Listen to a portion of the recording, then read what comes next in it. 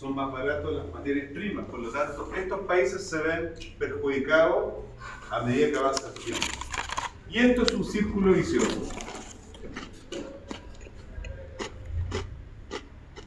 Este es el diagnóstico de la CEPAL, ¿ya? Y como es un círculo vicioso, hay que romperlo, ¿ya? Obviamente hay que romperlo.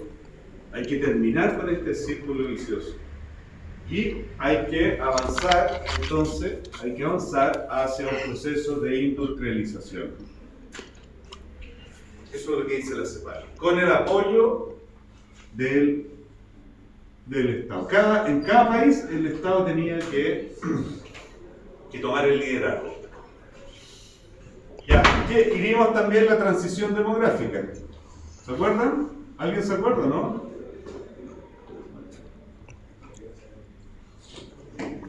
¿Alguien se acuerda? ¿Cuál fue la transición demográfica? ¿Quién se acuerda? ¿Ah? Claro, el boom demográfico es lo mismo. El boom demográfico, ¿qué es?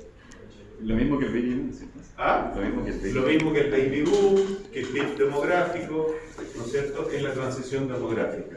Ya, ¿quién se acuerda? ¿Qué era esto? De hecho, yo les dije, diga. Había más población debido a que la natalidad, o sea, la tasa de mortalidad bajó por la vacuna, que la gente emigraba de los campos a la ciudad. Claro, por ahí va la cosa, pero todo eso hay que trabajarlo un poquito más. Es que creció, fíjense, por favor, creció a un ritmo acelerado, a una alta velocidad, creció la población más o menos en Chile, más o menos entre 1930 y 1980. Ese es el periodo de la transición demográfica en Chile, que es más o menos en toda América Latina en la misma época. Entonces, ¿qué es esto? Un ritmo alto de crecimiento, o crecimiento acelerado, ¿ya? Crecimiento acelerado de la población.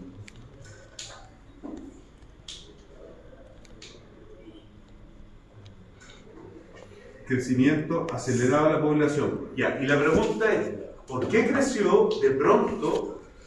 Acuérdense de lo siguiente, por favor. Si antes había crecimiento de la población, año tras año había crecimiento. Lo que cambió acá fue que se hizo más acelerado el crecimiento, ¿ok? Se aceleró la velocidad. No es que antes no haya crecimiento, lo que cambió es la velocidad o el ritmo, insisto. Entonces, ¿qué causó este crecimiento acelerado? ¿Por qué de repente la población creció más rápido en estos 50 años? Porque de pronto bajó la mortalidad, la tasa de mortalidad, pero la natalidad se mantuvo alta por 50 años. O sea, las familias tenían muchos hijos y se morían pocos de esos muchos hijos. ¿Se entiende, no? Antes, por ejemplo, en 1700, las familias tenían muchos hijos, pero se les morían muchos hijos. ¿Ok? Entonces, la alta mortalidad neutralizaba la alta natalidad, y por eso había crecimiento, pero lento. Entonces acá se separó eso, por estos 50 años. ¿Se entiende, no? Ahora, hoy día, ¿qué tenemos? Hoy día ya pasamos la transición, estamos después. Hoy día, ¿cómo crece la población chilena? ¿Crece de manera rápida o crece de manera lenta? ¿Ah? Lenta, ¿por qué? ¿Qué pasa hoy día?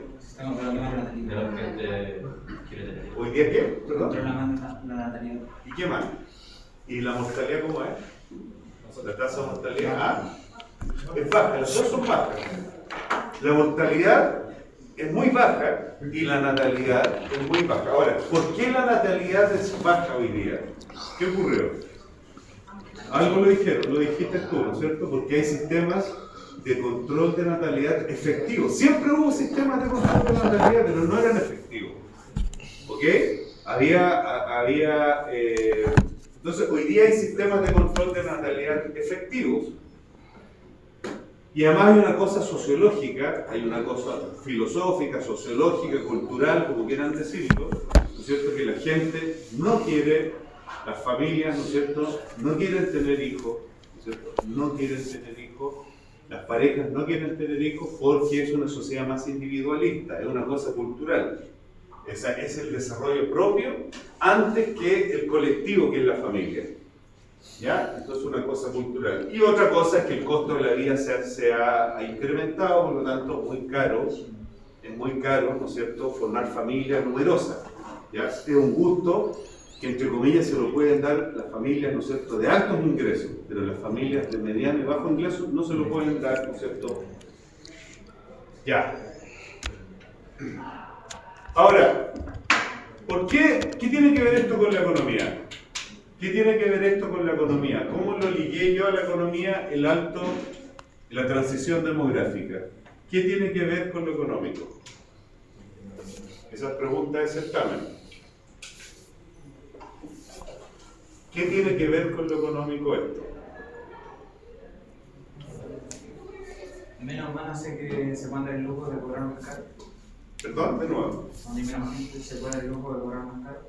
¿De cobrar más caro? ¿A qué te refieres con eso? Los sueldos. Cuando hay más gente, Cuando hay menos. cuando hay menos gente, Sí, cuando hay menos gente, los la mano de sueldos, obra es más cara. cuando hay menos gente, la mano de obra es más cara. Claro, bueno. Sí, es una relación más o menos lógica. Pero fíjense, ya. Pero ¿cómo lo linkeé yo? ¿Cómo linkeé este asunto demográfico con la economía del desarrollo del centro? Porque coinciden. ¿Qué dije yo? ¿Qué es importante para entender este periodo? Y para entender las reformas estructurales. Tienen que hacer eso, porque además es lo que ocurrió ahora. Esta es la misma explicación para entender el problema que tuvimos con la migración de los venezolanos y... ¿Cuál es el problema? ¿Por qué para la economía es problemático que haya un crecimiento demográfico tan acelerado? ¿Por qué?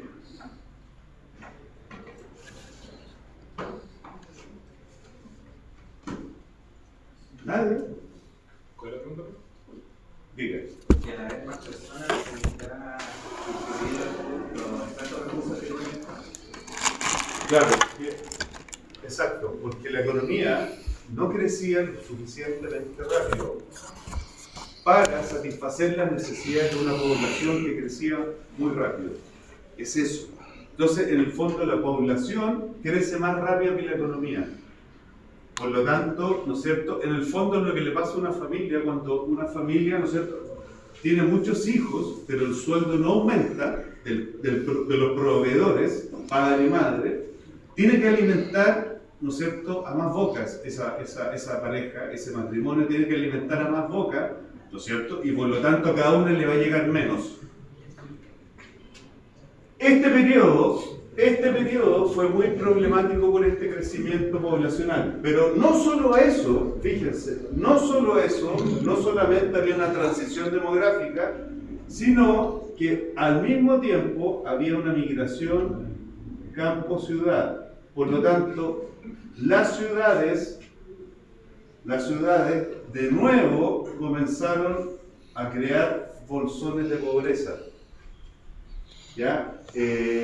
Y esta es la época, esta es exactamente la época en que aparecieron las grandes ciudades latinoamericanas, hiperpobladas.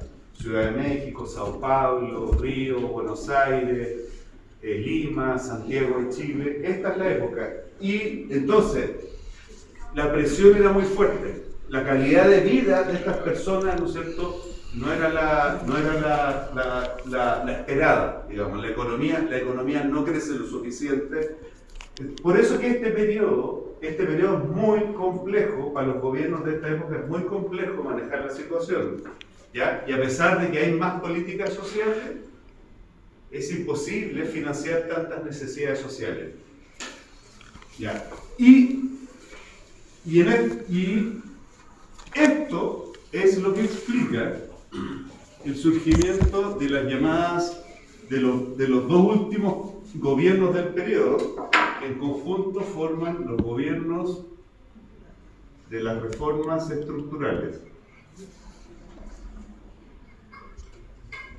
que son dos gobiernos, que son el gobierno de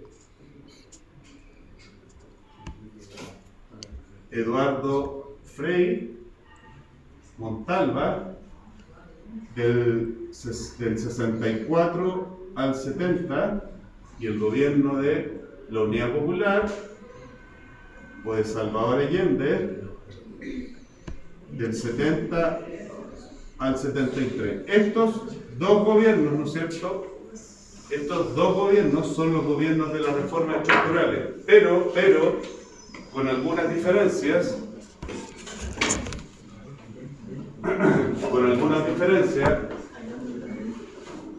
porque esto lo alcancé a decir, ¿no es cierto?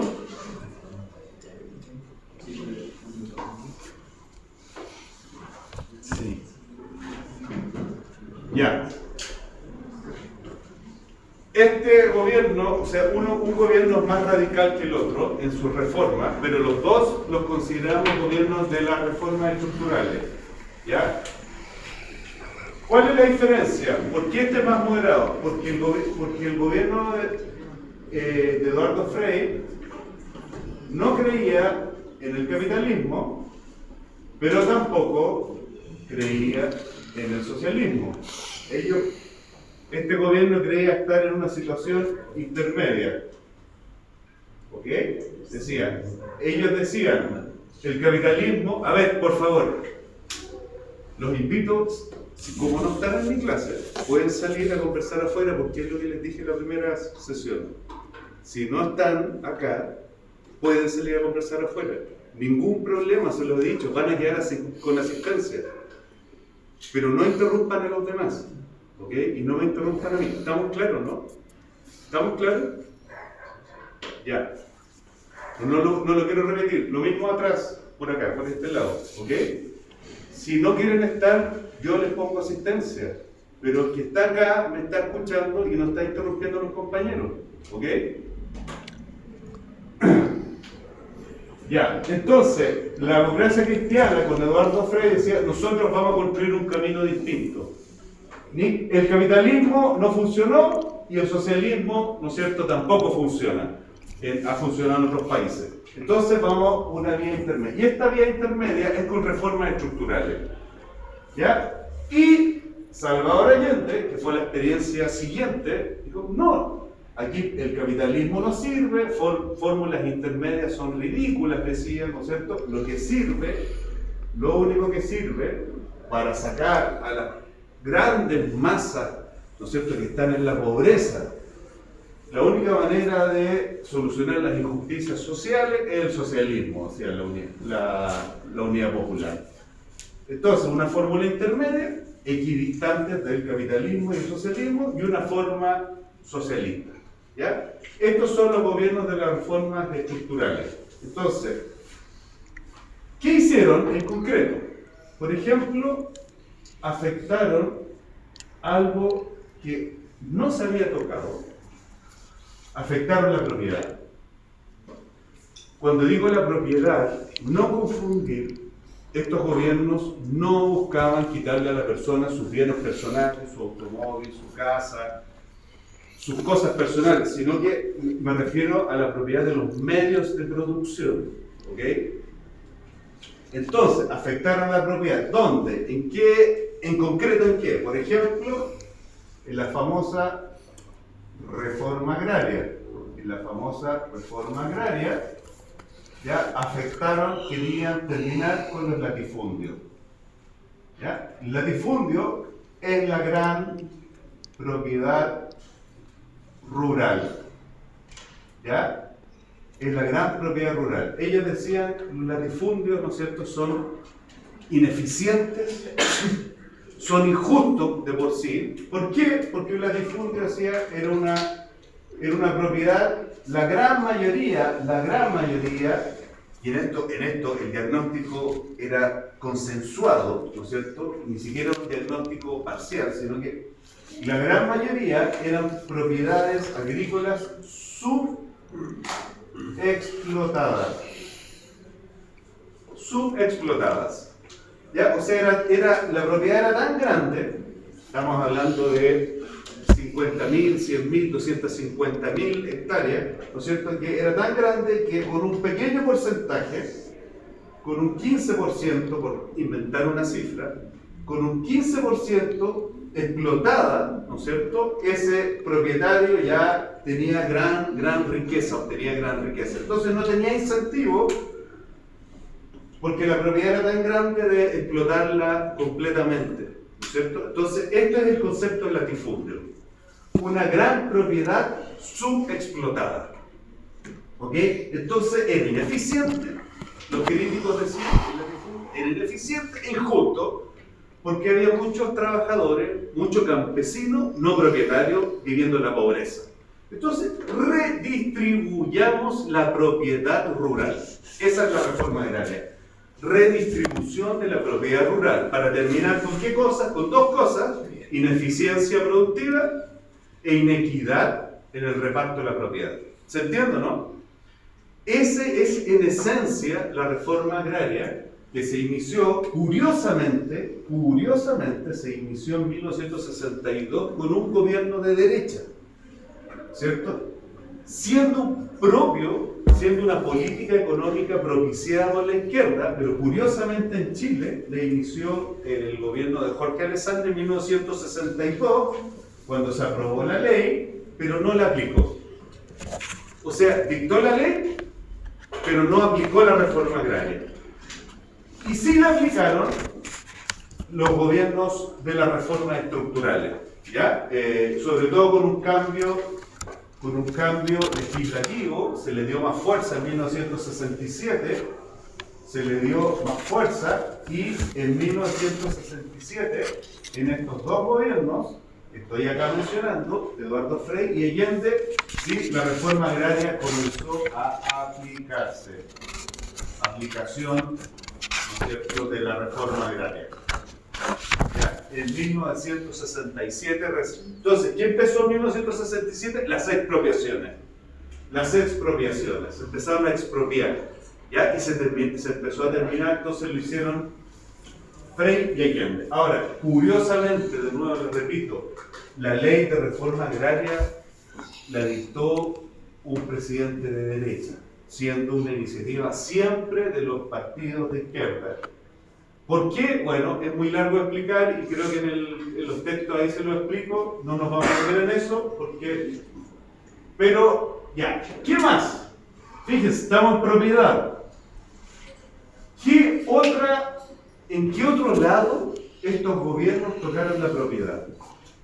¿En qué otro sector, aparte del sector agrícola rural? También en la llamada gran minería, en la llamada gran minería del cobre, que en esta época eran 4 grandes yacimientos de cobre que producían sobre 50.000 toneladas anuales. A eso se le llamaba, y se le llama todavía, gran minería del cobre. Cada yacimiento que produce sobre 50.000 toneladas de cobre anuales. ¿De quién eran los dueños? ¿Quién eran los propietarios de la gran minería del cobre? Privados, pero no cualquiera. Privados estadounidenses. ¿Ok? Privados estadounidenses eran los dueños de Chuqui, eran los dueños de Chuquicamata, digo, de El Salvador, de Andina y de El Teniente. Eran privados estadounidenses. Entonces, ¿qué hicieron estos dos gobiernos? Y estos comenzaron a transferir, a expropiar. ¿Ya? Adivinen. Primero, Frei lo hizo de manera moderada, porque recuerden que es más moderado, aquí lo que he dicho, ¿cierto? Entonces, por ejemplo, con Frei se transfirió el 51% de la propiedad. Con Frei Montalva, el 51% de la propiedad de la gran minería del cobre pasó al Estado chileno. ¿Ya? Eso es lo que se ha llamado la chilenización del cobre. ¿Ya? Y también la chilenización pactada, que se hizo en 2 etapas, que no la vamos a ver, por supuesto, pero Frey transfirió el 51% de la propiedad privada estadounidense a manos del Estado chileno. ¿Estamos?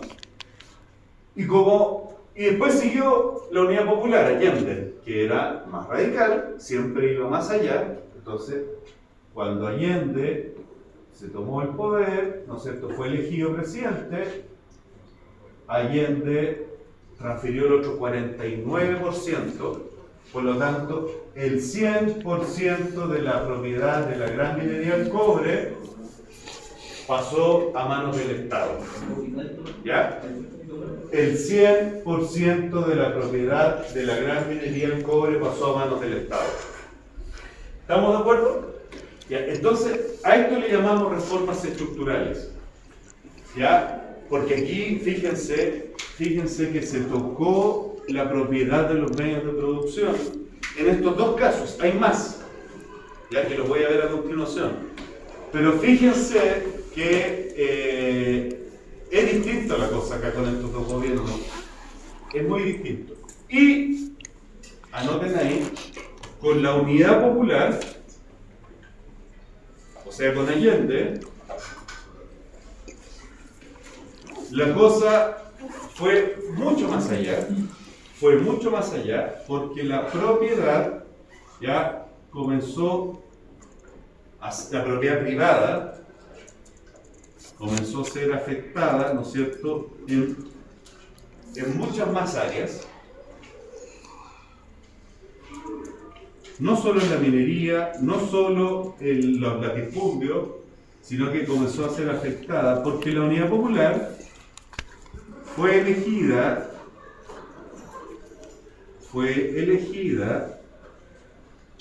con un programa que buscaba convertir nuestra economía en una economía socialista. Llegaron, ¿no es cierto?, elegidos democráticamente, para convertir a nuestra economía en una economía socialista.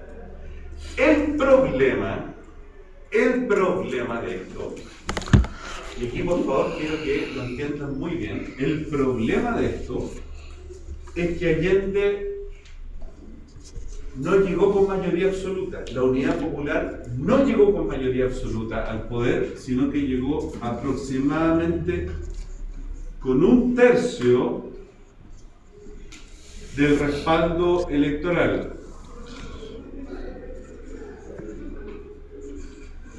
Con más o menos 1/3. ¿Ya? ¿Qué significa esto? Aquí está como radicado todo el problema. ¿Qué significa esto? Que ¿cómo vas a hacer reformas estructurales si no tienes mayoría en el Congreso? Por ejemplo, el gobierno saliente, el gobierno de Boric, no tenía mayoría en el Congreso, entonces no aprobó la eliminación del CAE, no aprobó la reforma tributaria. La reforma de pensiones salió totalmente distinta al proyecto original del gobierno, no aprobó. Entonces los gobiernos, ¿no es cierto?, a veces no pueden implementar su programa porque no tienen mayoría en el Congreso, ¿no es cierto? A Allende le ocurrió lo mismo y de manera más dramática, porque fíjense que su programa era mucho más radical que cualquier programa en la historia de Chile y con mucho menos respaldo.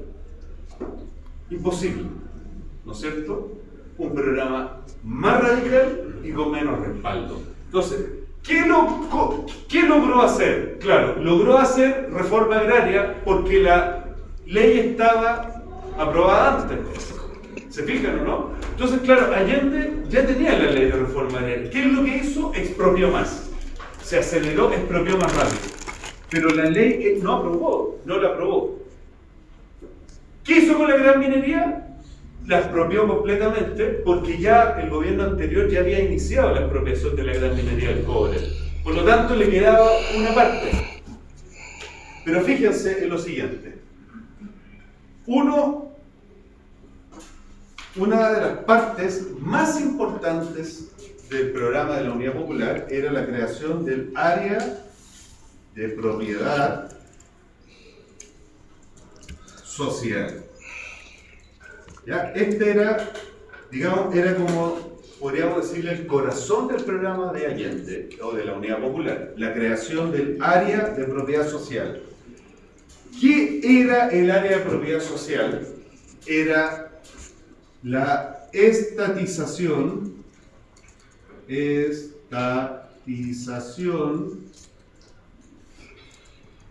de todos los otros sectores clave de la economía.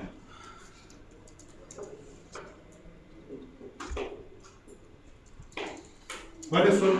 O sea, aparte de la gran minería del cobre y de los latifundios, ¿no es cierto? Todos los otros sectores claves de la economía. Por ejemplo, ¿qué otros sectores claves? La banca. O el sector financiero, pongámoslo así, el sector financiero. Las grandes empresas de transporte. La industria manufacturera. Entre otras.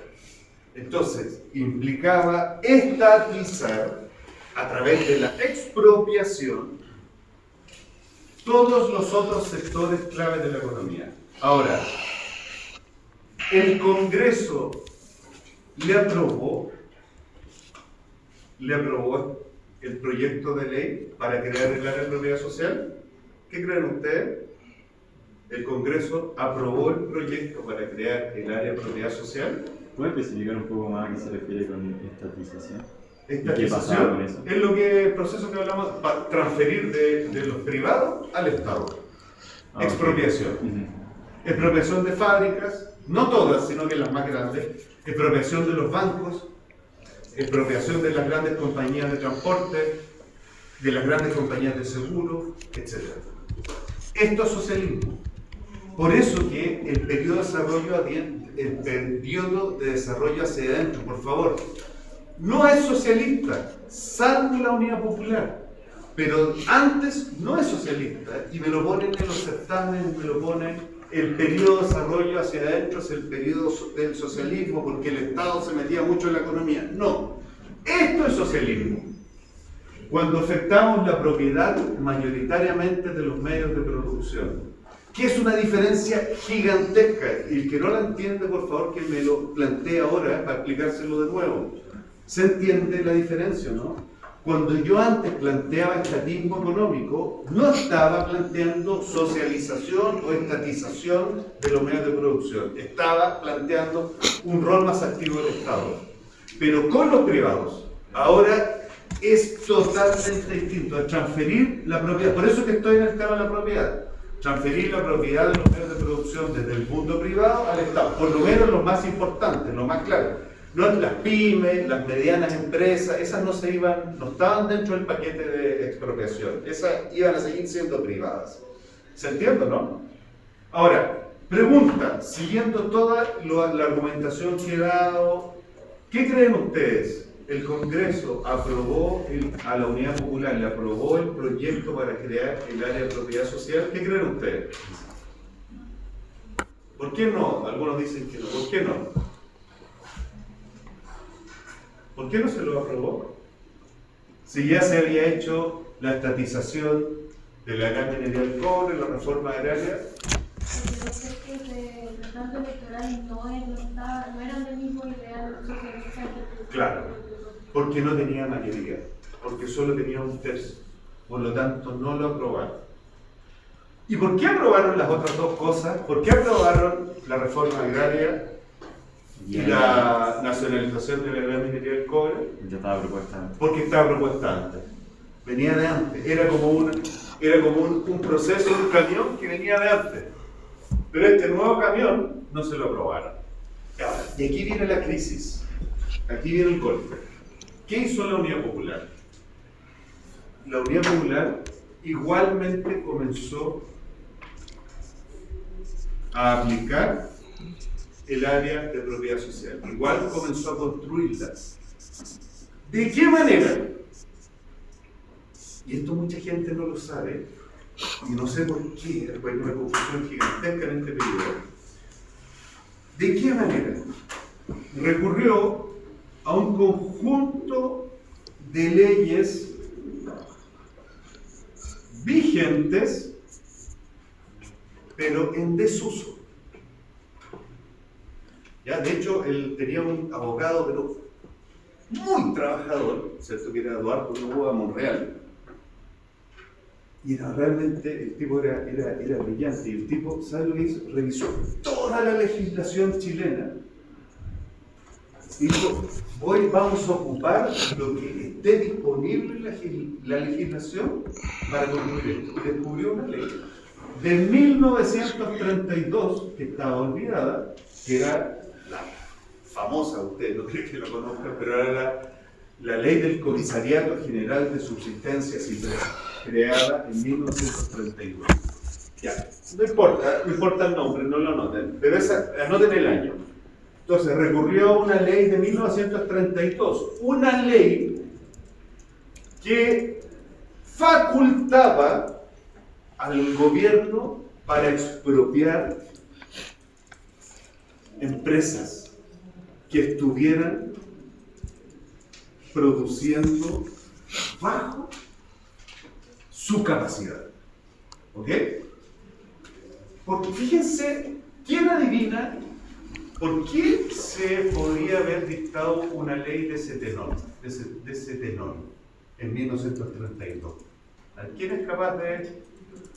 1932 fue el año peor de la Gran Depresión y de la crisis económica. Entonces, en la desesperación, un gobierno que hubo mucho dijo: las empresas están botadas, las máquinas no están produciendo. Si no producen, y lo que necesitamos es reactivar la economía, si no producen, el Estado las toma y echa a andar las máquinas. Ese es el sentido de la ley de 1932 del Comisariato General de Subsistencia y Precios. Diga. Entonces la ley decía que facultaba al gobierno a expropiar empresas que estaban produciendo menos de su capacidad. Claro, menos de su capacidad. ¿Se entiende, no? Entonces, esta ley nunca se derogó. Esta ley era parte del corpus legal del país. Entonces Allende la comenzó a aplicar. Entonces, aquí vino el problema. ¿Cómo la aplicó Allende? ¿Quién sabe? ¿Cómo la aplicó? Una empresa, para expropiarla, tenía que estar produciendo menos de su capacidad. Entonces, adivinen qué ocurrió. ¿Alguien conoce esa historia, no? Los sindicatos eran pro gobierno o anti gobierno. ¿Qué creen ustedes? La gran mayoría de los sindicatos eran pro gobierno. ¿Qué hacían los sindicatos? ¿No es cierto? Por algunas razones determinadas, ¿no es cierto?, se iban a paro, a huelga, y la empresa se detenía y se aplicaba la ley. ¿Se entiende, no? ¿Qué dijo la derecha? La derecha y los empresarios dijo: eso es ilegal. ¿Ok? Esa forma de aplicar la ley es ilegal. El gobierno decía: no es legal porque no está produciendo a plena capacidad, está paralizada. No, pero es que la paralizó el sindicato. No me importa, está paralizada, expropiación. ¿Se entiende, no? Bueno, este combate legal, anótenlo ahí, fue una de las mayores fuentes de conflictividad del periodo. Paralelamente a la construcción del área de propiedad social está la reforma agraria y otros asuntos más. ¿Se entendió, no, el esquema? Entonces, esta conflictividad por todos lados fue la que terminó en el golpe de Estado del 11 de septiembre del 73.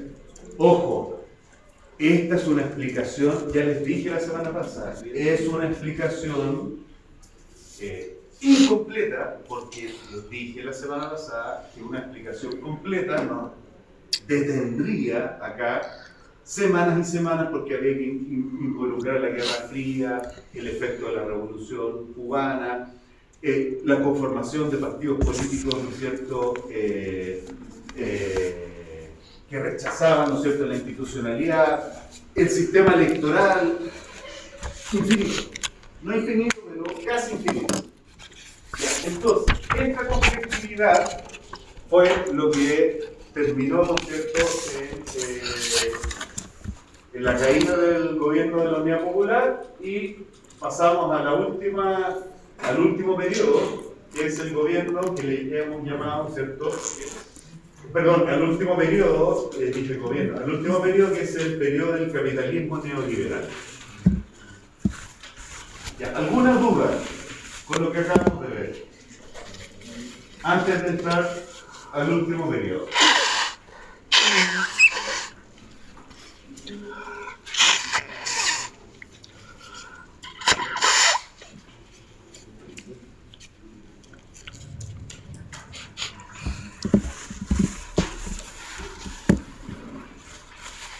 Y aquí hay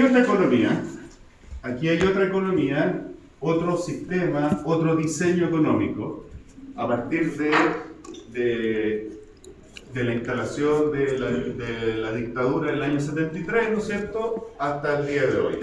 ¿Ya? Son un poquito más de 50 años.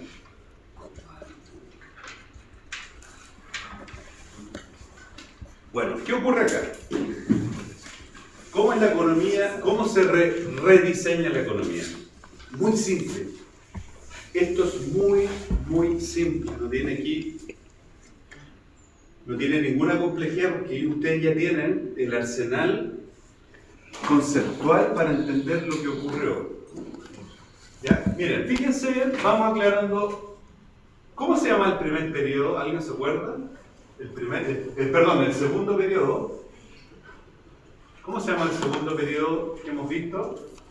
Primario exportador. Periodo de la economía capitalista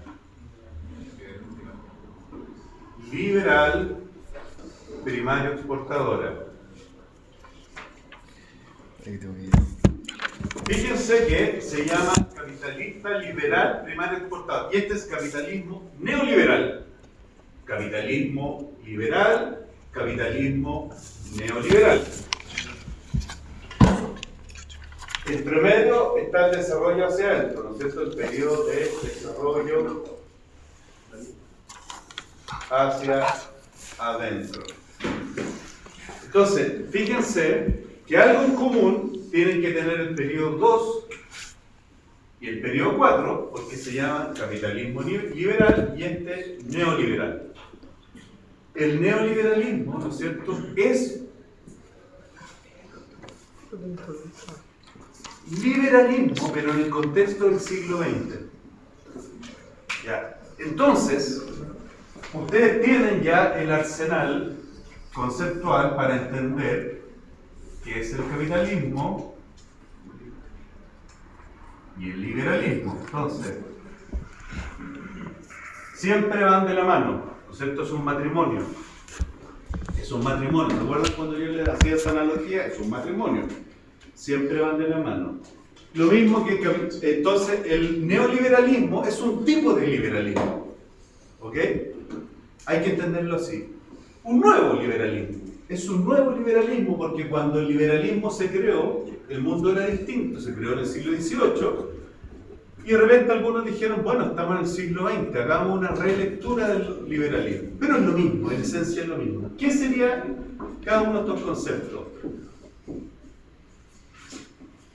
¿Qué sería el capitalismo? A ver quién se acuerda. Definición de diccionario, no histórica.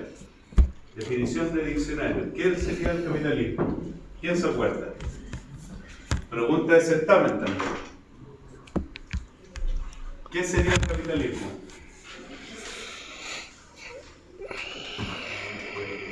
¿Ah? Un sistema de venta y demanda. ¿Un sistema de oferta y demanda? No. El sistema económico. Va por ahí, pero es más que eso. El sistema económico que promueve la iniciativa privada y además que hace que la asignación de recursos sea por el mercado. Claro, eso sí. Eso sí. Es el sistema económico donde predomina la iniciativa privada. ¿Qué significa que predomina la iniciativa privada? ¿Qué significa que la producción, recuerden que la economía siempre parte de la producción porque tenemos que producir algo para satisfacer nuestras necesidades. Entonces, la producción la realiza el capitalismo, la realizan los privados. Por eso que predomina la iniciativa privada. El Estado a veces produce un poquito, pero lo producen los privados. Entonces, por un lado está iniciativa privada, y como bien dijo el compañero, la asignación de recursos se realiza a través de la acción de los mercados. Específicamente hay que poner con este apellido de los mercados libres, porque en el socialismo también hay mercados, en las sociedades primitivas también hay mercados, en las sociedades antiguas también hay mercados, pero el mercado moderno es un mercado libre. ¿Qué significa un mercado libre? Primera clase, ¿qué significa, Juan? ¿Cómo distinguimos un mercado libre de un mercado no libre? ¿Ah? ¿Cómo? No. El que solamente el precio influye. Claro, es que la oferta y la demanda está medida por el sistema de precios. ¿Ok? La oferta y la demanda está medida. En cambio, en un sistema socialista, la oferta y la demanda, ¿cómo funcionan? Funcionan a través de decisiones centralizadas del Estado. El Estado dice cuántos camiones se va a producir, cuántos tractores se va a producir, etc. Pero en el mercado, ¿cierto? La oferta y la demanda es según el precio. Ya. ¿Qué sería el liberalismo? ¿Ah? ¿De qué? Ya. ¿Y qué hace esa ideología? Hace dos cosas fundamentales en relación al capitalismo. ¿Qué hace? Es lo mismo defender y promover, por lo tanto, ahí hay una sola cosa. La defiende y la analiza, la explica. El liberalismo dice, el capitalismo funciona de esta manera y comienza, por así decirlo, así como ya comienza como a enamorarse de este sistema. Dice, este sistema es maravilloso, miren, todo funciona perfecto, es natural al ser humano. Por lo tanto, no hay nada mejor a esto, ¿no es cierto? Todo lo otro es malo. Entonces, el liberalismo es toda la teoría que explica el funcionamiento del capitalismo y se enamora tanto, entre comillas, no anoten eso, se enamora tanto que termina defendiendo la muerte. Entonces, ¿qué serían los neoliberales? Serían los nuevos liberales del siglo XX que deciden, porque en el siglo XX habían ocurrido muchos fenómenos anticapitalistas y antiliberales, como el primer país socialista de la historia, y después se le agregaron otros. Entonces decían en la década de 1940, en la década de 1940 algunos intelectuales liberales empiezan a organizarse, en la década de 1940 comienzan a organizarse algunos intelectuales del liberalismo o liberales, comienzan a organizarse y de ahí surge lo que se llama el neoliberalismo. Comienzan a organizarse para combatir todo lo anticapitalista, todo lo antiliberal, ¿ya? El keynesianismo, el marxismo, el socialismo, la socialdemocracia, el estatismo económico, etc. Entonces, hay muchas fuerzas anticapitalistas y antiliberales. Tenemos que reagruparnos, ¿ya? Y atacarlas. Entonces los neoliberales son los liberales del siglo XX. ¿Ya? Y estos neoliberales, ¿no es cierto?, tuvieron mucha fuerza en dos universidades o en dos escuelas. Este movimiento es la escuela de Viena, pero se le llama también la escuela austríaca, donde salió von Hayek, von Mises y distintos intelectuales neoliberales. Y la otra, en Estados Unidos, por supuesto, la escuela de la Universidad de Chicago, y por eso se le llama simplemente la escuela de Chicago, ¿no es cierto?, donde salió probablemente el más conocido de todos, que es Milton Friedman. ¿Ok? Entonces, Friedrich von Hayek y Milton Friedman serían como, si los anoto acá si quieren, serían como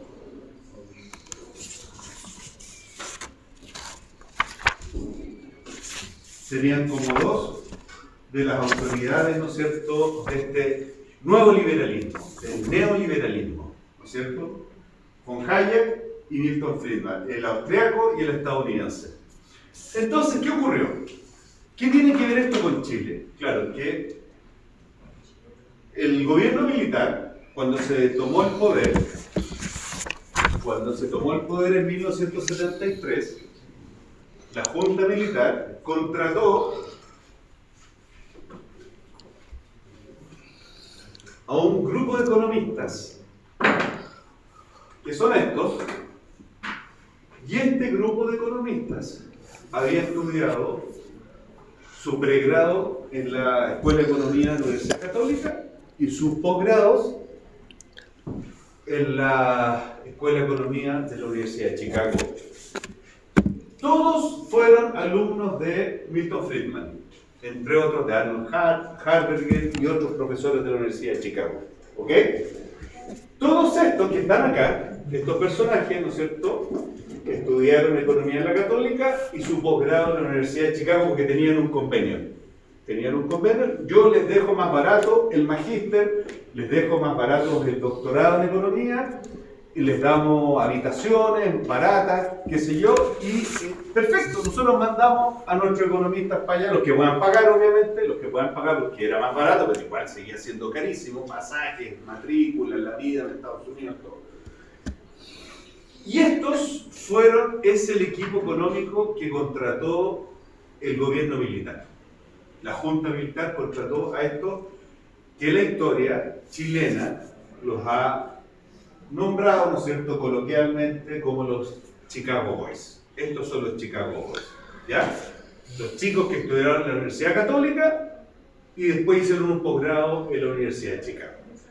¿Conocen alguno por nombre? ¿Uno solo? ¿Ah? Diga. No, el papá de Kass es Miguel Kass, pero no es Chicago Boys, pero es cercano. No es Chicago Boys, pero es cercano y fue funcionario de Odeplan, ¿no es cierto? Pero no es Chicago Boys. Los Chicago Boys tampoco es Hernán Vigi, ni tampoco es José Piñera. Ni Miguel Kass, ni Hernán Vigi, ni José Piñera son Chicago Boys, pero esos tres también tuvieron actuación económica en el gobierno de Pinochet. Pero nadie conoce ningún Chicago Boys de nombre, me llama la atención que sean tan poco conocidos. Pero estos son los arquitectos del modelo económico que hoy día todavía seguimos viviendo. Bueno, este que está acá es el más conocido de todos, o por lo menos él no quería ser tan conocido, pero fue al final el gran arquitecto del modelo, o sea, fue él el líder de esta cuestión, ¿no es cierto? Se llama Sergio de Castro, para que noten. Sergio de Castro. ¿Ya? Para que noten uno, para que conozcan uno también, está Rolf Lugar, Sergio de la Cuadra, Ernesto Fontaine, se me escapa en este momento otro por ahí. ¿Ya? Es Álvaro Bardón. ¿Ya? Esos son los Chicago Boys en esencia. ¿Ya? Hubo Chicago Boys, ojo, hay Chicago Boys, no todos los Chicago Boys defendían el neoliberalismo, ¿ya? Porque, por ejemplo, hay uno de los destacados economistas de los Chicago, o sea, que estudió en la Católica, después estudió en la Universidad de Chicago, iba a clase, pero no creía lo que decía, y se convirtió en un eminente intelectual, ¿no es cierto?, que rechaza a esto, ya que es Ricardo French Davis, que ha publicado muchísimos libros y que lo pueden leer, ¿no es cierto? Es un Chicago Boys, ¿cierto?, revelado, por así decirlo, ¿no es cierto? Ya. ¿Qué hice? Diga. ¿Qué relación tenía con la Universidad de Economía también? No, o sea, es que lo que pasa, mira. Claro, Hernán Vigi. Claro, Hernán Vigi viene de ahí, claro. Lo que pasa es que la enseñanza al final era similar. Pero, ¿cuál es la diferencia? ¿Cuál es la diferencia? En que la Universidad de Chicago, ¿no es cierto?, se propuso como unidad, el Departamento de Economía como unidad, ¿no es cierto?, insistir en el neoliberalismo. Las otras universidades tenían más diversidad. Pero tú podías salir tan neoliberal o más neoliberal en cualquier otra universidad. Esa es la diferencia. En la Universidad de Columbia, en la Universidad de Yale, en la Universidad de Cambridge, en el MIT, donde sea. ¿Cachai? Pero la característica de la Universidad de Chicago era como un corpus liberal, ¿no es cierto? O sea, como que le hicieron una limpieza en el fondo. Hicieron una limpieza y sacaron, ¿no es cierto?, miradas divergentes. Eso era. Bueno, ¿qué hicieron estos? ¿Qué hicieron los neoliberales con la economía chilena? Muy simple. Ya tienen el arsenal conceptual para entender lo que hicieron. No tienen ninguna dificultad en entenderlo, porque además está escrito ahí. ¿Qué hicieron? Dejar el neoliberalismo chino. Ya, pero avancemos un paso más allá. ¿Qué hicieron? ¿Ah? ¿Cómo dijo? ¿Cuál fue la transformación económica en concreto que hicieron los neoliberales? Está escrito ahí. Un paso más allá de lo que dijo el compañero.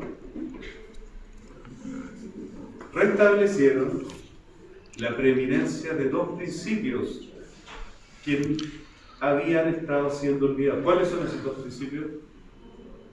Los principios básicos del capitalismo. Es muy simple. ¿Qué es? La preeminencia de la iniciativa privada y la preeminencia de los mercados libres. No tiene más dificultad que eso. En definitiva, los Chicago Boys, al ser liberales y por lo tanto al creer en el capitalismo, ¿no es cierto?, restablecieron en la economía chilena la preeminencia de la iniciativa privada y la preeminencia de los mercados libres. Así de simple. Así se entiende. Ahora, en concreto, obviamente que esto significaba, fíjense, esto significaba con destruir todos y cada uno de los avances o de las políticas económicas de la Unidad Popular. ¿Ok? Todo lo que había hecho la Unidad Popular, pero no solamente lo que había hecho la Unidad Popular, sino que lo que habían hecho todos los gobiernos anteriores a la Unidad Popular, que eran los gobiernos del periodo de desarrollo hacia adentro. ¿Ok? Para ellos la Unidad Popular era lo más espantoso, pero no solamente era espantoso lo que había hecho la Unidad Popular, sino que lo que habían hecho Pedro Aguirre Cerda, Juan Antonio Ríos, Gabriel González Videla, Jorge Alessandri, etcétera, etcétera. ¿Me entienden o no? Entonces, todo estaba mal en los últimos 40 años. Por lo tanto, había que rehacerlo todo, pero súper simple. No tiene más dificultad. Preeminencia, convertir a nuestra economía en una economía donde dominara la iniciativa privada y dominaran los mercados libres. Nada más. Y que al final eso es el capitalismo. Y en su versión liberal, ¿no es cierto? Esto yo lo puedo llevar al extremo.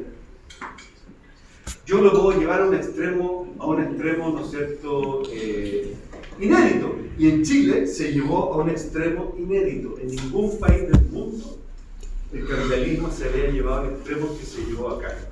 ¿Ok?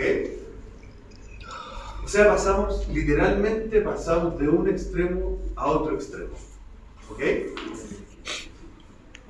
Así como el socialismo, como lo que hizo la Unidad Popular, es muy simple lo que hizo, también es muy simple lo que hizo la dictadura con la economía. No tiene... Ahora, está lleno de matices, pero en principio, en general, es muy simple lo que hizo cada uno de los dos gobiernos. Entonces, miren, en concreto, vamos yendo de los principios generales a los principios particulares. De los principios generales a algunas ideas más concretas, más particulares. Ya. En el periodo de desarrollo hacia adentro, ¿qué rol tenía el Estado en la economía?